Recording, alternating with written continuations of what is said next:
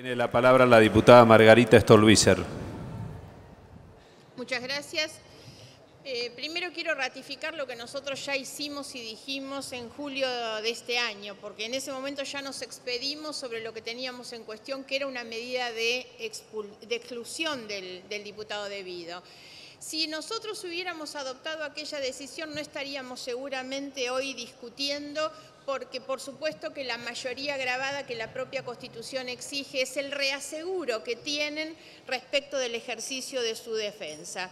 Esta Cámara tiene la atribución, pero también la obligación de tener una actitud proactiva en defensa justamente de ese papel político institucional que nosotros tenemos frente a las personas a quienes representamos. Nosotros hemos mantenido la coherencia también y destacamos este punto sobre todo por la determinación que tenemos frente a los hechos de corrupción de cualquier tiempo y en cualquier gobierno. Y por esa razón lo planteamos siempre como una necesidad de renunciar el conjunto de los miembros de esta Cámara a los fueros o privilegios que tenemos para evitar que ninguno de sus miembros pueda ampararse o frenar algún día un allanamiento en su domicilio o en sus oficinas. Ahora, antes como ahora, de la misma manera, entiendo que la búsqueda de impunidad a través del refugio que algunos intentan tener en una banca es un artilugio absolutamente incompatible con el sentido del diseño institucional que nosotros pretendemos para nuestro país. Eso es lo que deberíamos nosotros estar pensando, porque el escrutinio de la voluntad popular no redime en ningún caso, bajo ningún punto de vista, a un candidato electo de los actos ilícitos que esa persona hubiera cometido. Cuando el objetivo de ser una persona con capacidad de ser electa se confunde con el objetivo de la búsqueda de un privilegio para esconderse atrás de ese privilegio e intentar eludir la acción de la justicia, estamos yendo en contra del funcionamiento de las instituciones a las que pretendemos representar.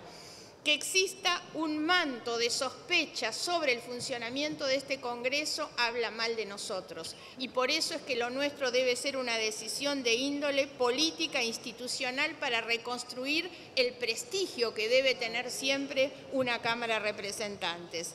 Por ese motivo, y porque además debido no es el único, no es un caso aislado, es que esta Cámara tiene que asumir con muchísima responsabilidad de qué manera nosotros vamos a hacer para extirpar cualquier tipo de sospecha que recaiga sobre el funcionamiento de esta institución. Un compromiso fundamental para que nadie nunca pueda escudarse en inmunidades o privilegios para esconder la ilicitud de sus acciones. Cuando proclamamos el nunca más de la corrupción, lo hacemos siempre con la necesidad de refundar el Estado, con los nichos, para evitar los nichos de impunidad que los funcionarios intentan buscar. Mucho más grave aún es cuando ese nicho de impunidad se encuentra justamente en el Congreso de la Nación. No debemos permitirlo. Pero también es cierto, y me parece que de esto hay que hacerse cargo, no es como en el dicho popular, que dicen que muerto el perro se acabó la rabia.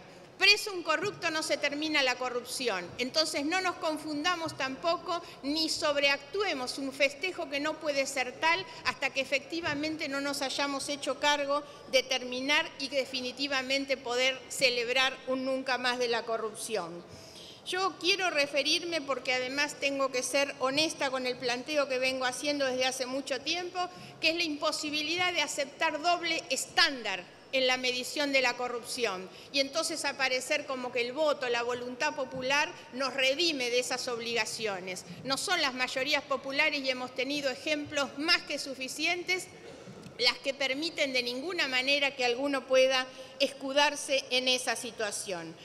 Dijo el presidente de la comisión, el diputado Tonelli, hace un momento, describiendo la maniobra. Se trata de una maniobra muy sencilla. Estoy prácticamente leyendo, repitiendo lo que él dijo. Se contrata a universidades que derivan a fundaciones o asociaciones vinculadas con la universidad. Lo que quiero es advertir claramente que esa práctica sigue siendo igual. Esto fue una maniobra propia del kirchnerismo, que hizo cantidades de convenios con las universidades para desviar ilegalmente fondos. Cuando el presidente Macri llegó al gobierno, una de sus primeras medidas fue decir: se terminaron los contratos con las universidades. Dictó un decreto, el 336 del año 2016. Sin embargo, a muy poco tiempo de ese decreto se registraron más de 400 convenios exactamente iguales con el mismo modus operandi por parte de este gobierno. La diferencia no es de procedimiento, sino obviamente el volumen de los negocios. Estamos hablando de situaciones distintas, pero todos debemos saber que la ilicitud en el desvío para evitar las licitaciones públicas es tan grave y tan ilegal cuando se comete por los montos millonarios que lo hizo el gobierno anterior, como podrían ser los apenas millonarios que se están celebrando en este momento. El esquema, como dije, es demasiado similar.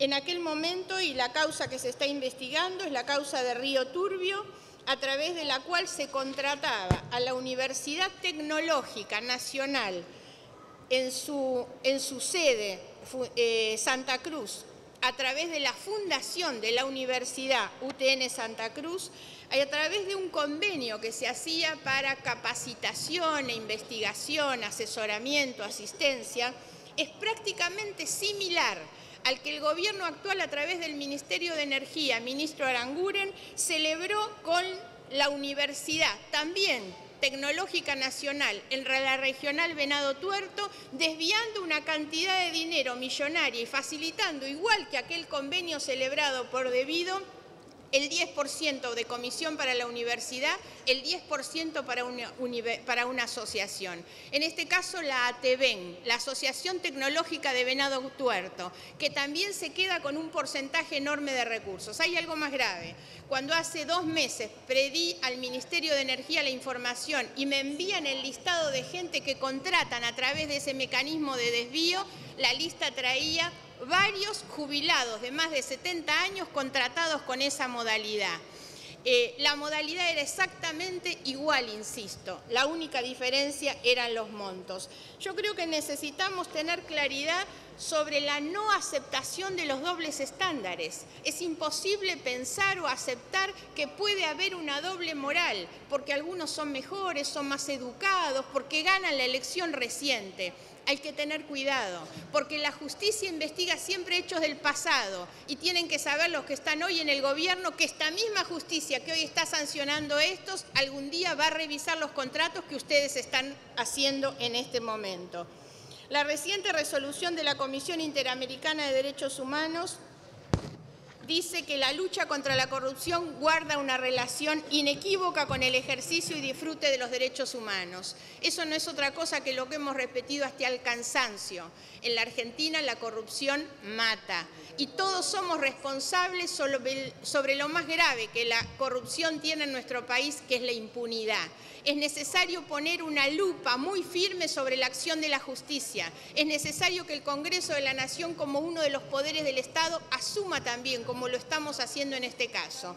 No tengo duda, esa es una realidad que nos interpela todos los días, sobre todo a los representantes de una sociedad que a veces parece muy conmovida por la corrupción, pero otras veces está demasiado dispuesta a tolerarla cuando encuentra otro tipo de motivaciones para seguir adelante. Reitero la voluntad de nuestra parte de contribuir a construir una nueva cultura vinculada con la ética, con la defensa de los derechos humanos que radique definitivamente para tener un nunca más de la corrupción. Reitero nuestra posición de acompañamiento sobre el desafuero. Debido no debió haber entrado nunca a este Congreso. Debido debería estar preso, como muchos otros, algunos que todavía tienen en las inmunidades que obtienen a través de las elecciones, obtienen esos privilegios para ampararse de la acción de la justicia. Y este Congreso no debe permitirlo. Por esa razón, acompañamos en la decisión del dictamen de mayoría. Gracias, señora diputada.